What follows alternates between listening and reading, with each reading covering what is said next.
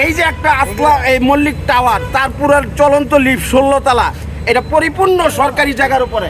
এই ব্যাপারে কোনো ব্যবস্থা নেওয়া হয় নাই। অনেকেই বলছে চোর পুলিশ খেলা, মানে আপনারা যাচ্ছেন, তারা বসতেছে, অভিযান শেষে আবার এসে পড়ছেন। জি, এই যে একটা আসলা এই মল্লিক টাওয়ার, তার পুরো চলন্ত লিফট 16 তলা, এটা পরিপূর্ণ সরকারি জায়গার উপরে। এই ব্যাপারে কোনো ব্যবস্থা নেওয়া হয় নাই। তার মানে কি শুধু গরিবের উপরে এই ব্যবস্থা? এটা আমাদের একটু জানার দরকার ছিল। এটা এই ফুটপাতের উপরে এটা যে ডিজাইনের মধ্যে না, এটা আপনি কেমন বুঝলেন? এটা 100% এটা করছে মাত্র 1 বছর হয়।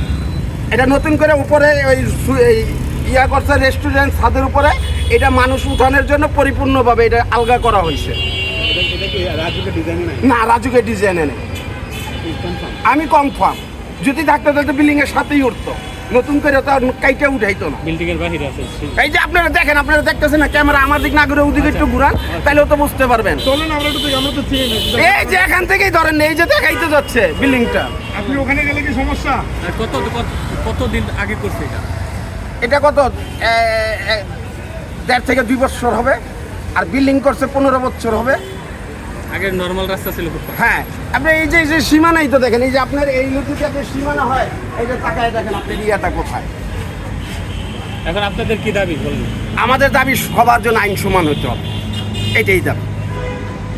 তার মানে এখানে প্রশাসন কি আইন সমান সবার জন্য? আপনি হলো এটা তো নিচ্ছ কি দেখো, আপনার কি এখানে দোকান আছে? এটা তো নিচ্ছ না, আমার কোনো দোকান আপনি নেই। কি করেন? আমি ব্যবসা করি। কোথায়? আমার গ্যাসের ব্যবসা। গ্যাসের ব্যবসা? গ্যাসটা কোথায়? দোকানটা কোথায়? মানে আমি ওই যে আপনার যে গ্যাস আমার কোম্পানির, আমি ওই জায়গায় চাকরি করি। কর্নারে একটা দোকান নিয়ে ঝামেলা করছে, কেন ঝামেলা করবে? ওটা আলাদা। উত্তেজিত একটা হয়। না কোনটা? ওই যে ওখানে গ্যাস নিয়ে আপনি একটা দেখলাম। মানুষ যে তাদের দোকানপাটগুলো ফুটপাতে গোটাই দিয়েছে, এটা আমরা পজিটিভলি নিচ্ছি।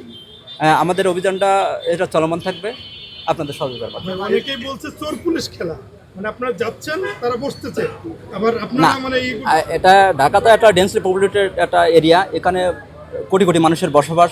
এখানে দেখা যাচ্ছে আমরা 1-2 দিন আমাদের এই অভিযান সবসময় চলমান থাকে। আমরা নিয়মিতভাবে এই কয়েকদিন আমরা শুরু করছি আবার, তো আমাদের অভিযানটা সবসময় চলমান থাকে, আপনারা সহযোগিতা করবেন।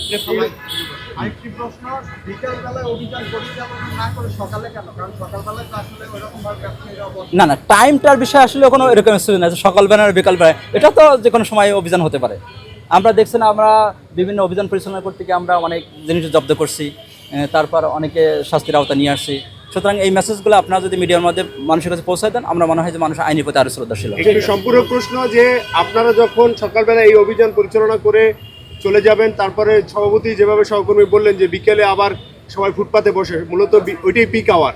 একই সঙ্গে স্থানীয় প্রশাসনকে আপনারা নির্দেশন দিয়ে গেছেন তারা পেট্রোলিং করবে, কিন্তু সেই পেট্রোলিংটা যথাযথ হয় না বিধেই ফুটপাত আবারও আগের অবস্থায় ফিরে যায়। সেই ব্যাপারে আপনাদের কোনো জোরালো নির্দেশনা আছে কিনা? আচ্ছা, আপনার মেসেজটা হচ্ছে আমরা যদি টাইমটা শিডিউলটা চেঞ্জ করি, বিকালবেলা এটা করি, আপনাদের এই বিষয়টা আমরা বিবেচনা রাখলাম। আমরা নেক্সট টাইম যে অভিযান পরিচালনা করতে আমরা নিয়মিত লোকাল পেট্রোলিং, মানে স্থানীয় থানার নিয়মিত পেট্রোলিংটা আরো বেশি কার্যকর করার ব্যাপারে কোনো হ্যাঁ না, আমাদের অবশ্যই নির্দেশনা থাকে, আমাদের এসি পেট্রোল যিনি থাকে বা এখানে ট্রাফিকের যে আমরা নির্দেশনাগুলো থাকে, আমরা এটা মনিটরিং করার জন্য আমরা ওটা অবজারভেশনে রাখছি যে কোন কোন হোটেলগুলো বা কোন কোন দোকানপাটগুলো আবার এই নিয়ম লঙ্ঘনের কাজে তারা জড়িত আছে।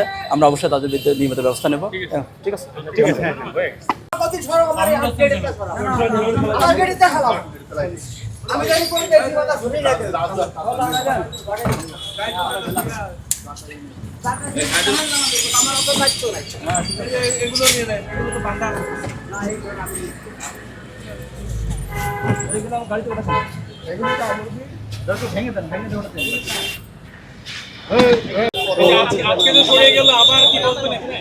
এখানে তাও তো ব্যবসায়ীরা